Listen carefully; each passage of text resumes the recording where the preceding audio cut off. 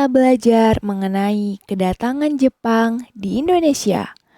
Pada materi kali ini, tentunya akan membahas mengenai kebijakan pemerintahan Jepang pada saat menduduki Indonesia. Proses masuknya Jepang ke Indonesia. Tempat yang pertama kali dikuasai Jepang tentunya adalah daerah sumber minyak. Minyak pada saat itu dibutuhkan untuk peperangan, yaitu sebagai pelumas senjata seperti tank dan juga pesawat. Jepang mendarat di Indonesia pertama kali tepatnya di Pulau Kalimantan. Yang pertama yang diduduki Jepang yaitu ada Tarakan, Balikpapan, Pontianak, Samarinda, Kota Bangun, dan juga Banjarmasin. Selanjutnya, Jepang berhasil memasuki Pulau Sumatera, tepatnya di Palembang. Lalu, Jepang juga berhasil menguasai Pulau Jawa, tepatnya Banten, Batavia atau Jakarta, dan Lembang di Bandung. Perjanjian Kalijati. Ini adalah sebuah perjanjian yang mengakhiri masa penjajahan Belanda dan mengawali masa penjajahan Jepang. Dari pihak Jepang diwakili oleh Letnan Jenderal Hitoshi Imamura, sedangkan dari pihak Belanda diwakili oleh Gubernur Jenderal Strada van Sachsenburg dan Letnan Jenderal Hento Porten. Perjanjian ini bertempat di Kalijati, Jawa Barat. Dalam perundingan, Belanda menyerah tanpa syarat kepada Jepang. Masa penjajahan Jepang di Indonesia. Pada awal masuk kedatangan Jepang di Indonesia, Indonesia menerima dengan sangat baik kehadiran Jepang, sebab Jepang mempropagandakan bahwa kehadirannya bertujuan untuk membebaskan Indonesia dari penjajahan. Jepang menegaskan bahwa Jepang adalah saudara tua bagi Indonesia, atau yang dikenal sebagai Hakko-Ichiu. Propaganda yang dilakukan Jepang. Pada saat menduduki Indonesia, Jepang melakukan propaganda. Tentunya hal ini bertujuan untuk menarik hati masyarakat Indonesia.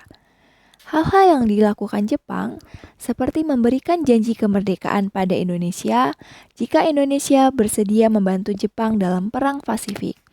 Lalu membebaskan para tokoh yang ditahan dan dibuang oleh pemerintah Belanda, mengibarkan bendera merah putih, menggunakan bahasa Indonesia, serta menyanyikan lagu kebangsaan Indonesia Raya.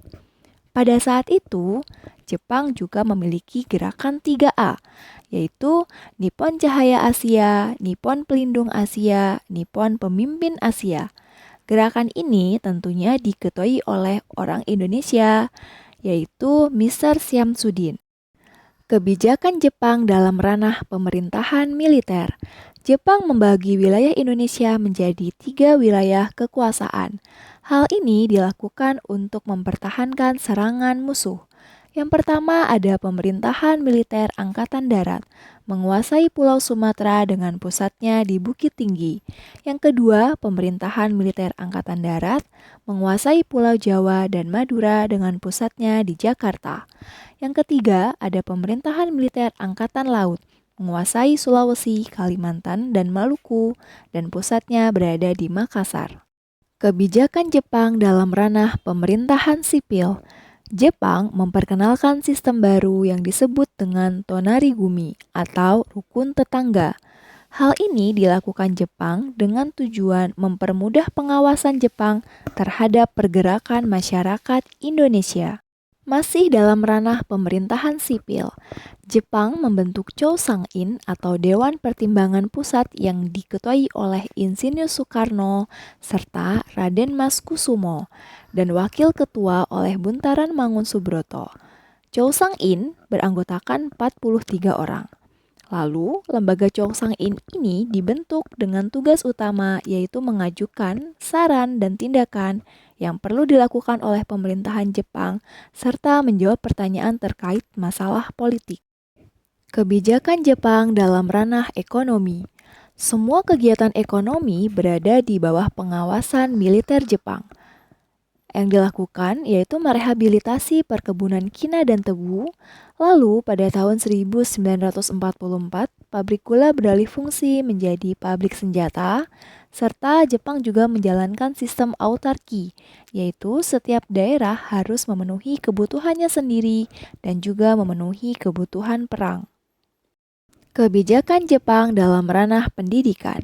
Pada saat itu, Jepang menetapkan satu jenis jenjang pendidikan dasar selama 6 tahun, menanamkan doktrin kemakmuran Asia Timur Raya dengan slogan Hakko Ichiu, mewajibkan pelajaran bahasa Jepang, serta mempelajari adat istiadatnya.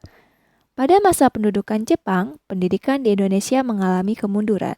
Jumlah sekolah, siswa, dan guru menurun drastis.